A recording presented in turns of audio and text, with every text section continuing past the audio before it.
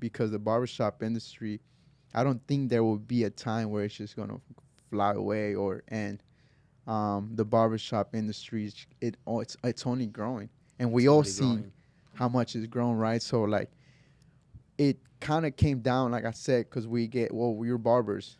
You guys don't have this high end degree, right? But as a unit, as all barbers, we all have to come into play and say, yo, we gotta elevate, Raise our bars, you right? know, yeah, our standards, Our you know, standards. like there's always gonna be hood barbershops, your low income barbershop, and there's nothing wrong with that. That because there's some barbers In our that industry like has that, that. yeah, and that's in any industry, any And there's some perfections. clients that need those affordable haircuts because they Yeah, can pay more, right? of course. So like, if you increase your standards to have a more high end barbershop, then you only gonna attract this type of clientele, and vice versa. If you have this low standards, Mickey Mouse barbershop, what I like to use that word a lot. Mickey Mouse means Fast cut.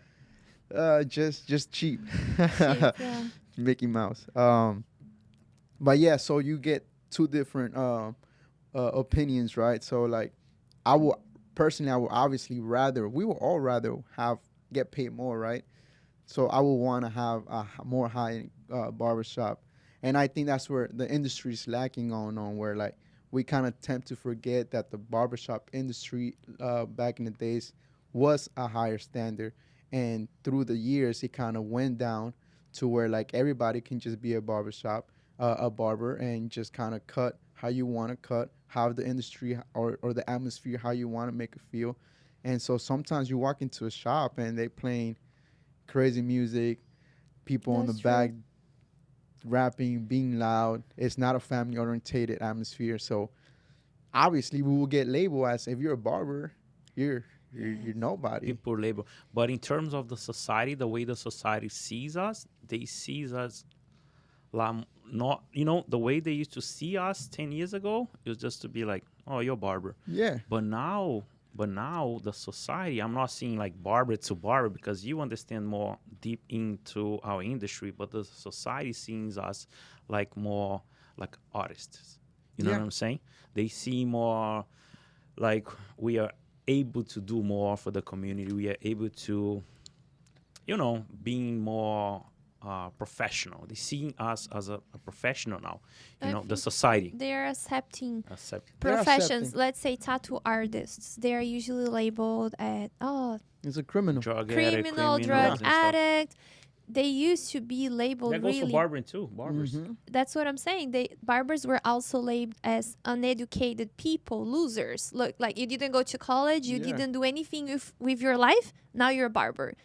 And over the years, I see a change that now a lot of people see as this is a profession I would like to pursue. I would like to be a barber, and people are accepting better.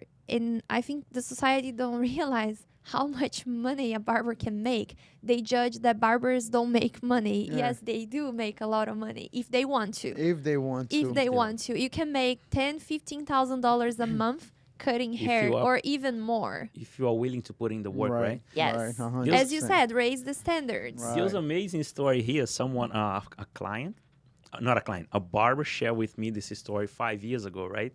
He started dating this girl. And then 3 months went by, and then she say, now we're going to talk to my parents. And he say, whoa, that's the time. He went to talk and ask for her hand, to become Propose a her? real, propose her, like to be my girlfriend, right? Right. Wow, that's the time. He went there. The first time her dad asked, what do you do for a living? And he said, I'm a barber. He was so like Confident. confident. He inflates his chest, and her dad just say, oh, you a barber? Huh? And then he turned his back. It's just like before, they labored us like, you're a barber. You're not you don't You're have nobody. a degree. You're nobody. That. Honestly, when I And met Tico, now he's a successful barber, and And my they're still together. I haven't talked to him. Yeah. Might be, now Yeah. he's making money. Might be. when I Really met Tico and he told me he was a barber, I was like, okay, are you a hairdresser? He's like, no, I'm a barber.